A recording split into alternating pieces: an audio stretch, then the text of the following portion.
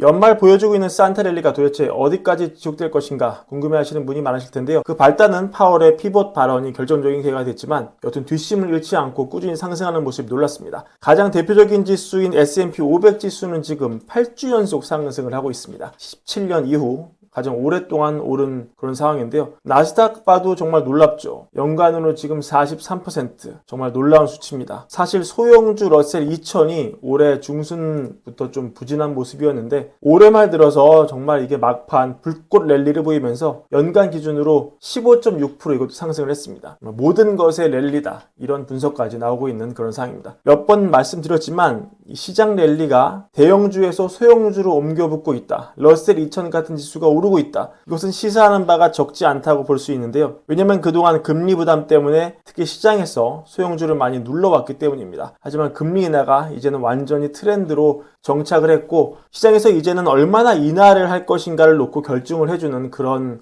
상황이기 때문에 금리 변화에 특히 민감한 소형주들, 특히 꿈을 먹고 사는 주식들, 금리에 민감성이 높은 바이오 주식들, 이런 주식들은 지난 몇 년간 별로 재미가 없었죠. 왜냐하면 금리 인상으로 밸류에이션 부담이 가장 크기 때문인데요. 이런 데까지 과연 온비가 옮겨 붙으면서 내년 불장이 펼쳐질 것인가, 이런 것에 대한 기대감도 커지고 있습니다. 그런데 혹시 이번 불장의 가장 큰 원인이 이것 때문이었나? 라고 한 번 더 생각해보는 데이터가 나왔는데요. 바로 이것입니다. 주간 기준으로 상장사가 자사주 매입을 한 금액이 2009년 이후 가장 컸다. 이걸 그래프를 보시면 아시겠지만 정말 압도적으로 높았다, 이 부분인데요. 이걸 보고 한 트위터 사용자는 이게 주식이 녹아내리듯 올라간 원인이다, 이렇게 쓰기도 했습니다. 데이터 자체는 중립적이기 때문에 이게 주식시장의 고점을 시사한다? 아니면 앞으로의 불맞게 시사한다?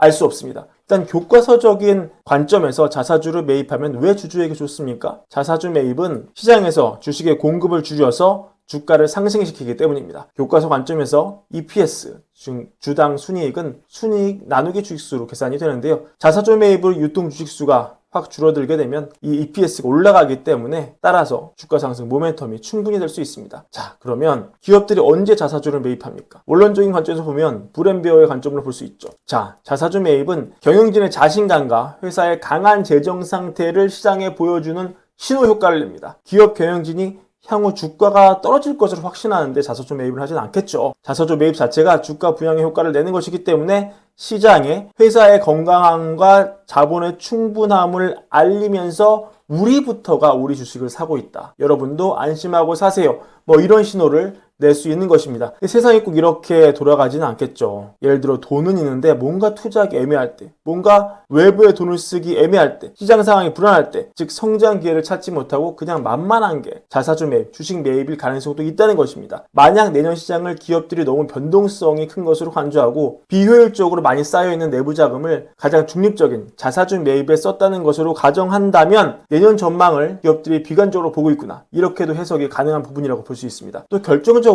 연말 폭발적인 랠리가, 우리가 봤던 랠리가 만약에 자사주 매입에 상당 부분 의존했던 것이라면 기업들이 왜 자사주 매입을 했는지 그거는 제쳐놓더라도 앞으로 이런 폭발적인 자사주 매입이 지속될 수 없다는 관점에서는 시장 상승 동력 하나가 사라질 수 있겠구나, 이렇게 바라볼 여지도 있겠습니다. 하지만 또 최근에 나온 데이터 하나 중에 시장을 긍정적으로 볼 수 있는 데이터도 하나 나왔는데요. 미시간 기대 인플레이션입니다. 이 데이터가 최근 몇 달간 이게 툭툭 튀어오르면서 시장에 노이즈를 주기로 했는데요. 22일 나온 1년 기대 인플레 확정치를 보면 3.1이 찍혀 나와서 지난 데이터 4.5 대비 크게 내려갔다. 5년 기대 인플레도 2.9가 찍혀서 3.2 대비 내려갔다. 아직 연준의 목표치인 2%까지 기대값이 내려오진 않았지만 완만하게 하락한 추세다. 즉 안심할 단계는 아니지만 물가를 비관적으로 볼 근거가 차츰 사라지고 있다. 그리고 물가라는 것은 전 세계가 글로벌이 긴밀하게 연결된 그런 존재라는 점에서 미국뿐 아니라 영국,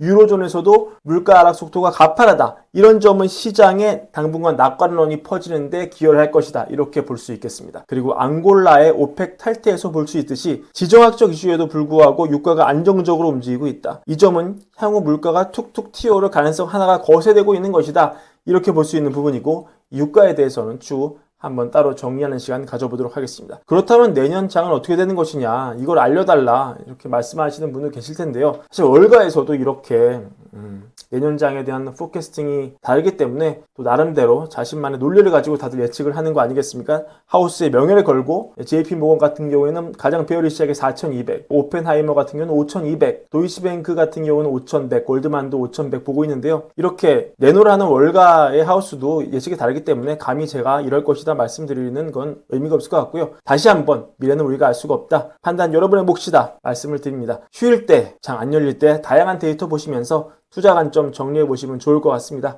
이번 영상은 이렇게 마무리하겠습니다. 월가월부 구독과 좋아요 늘 부탁드립니다. 많은 시청 또한 부탁드립니다. 감사합니다.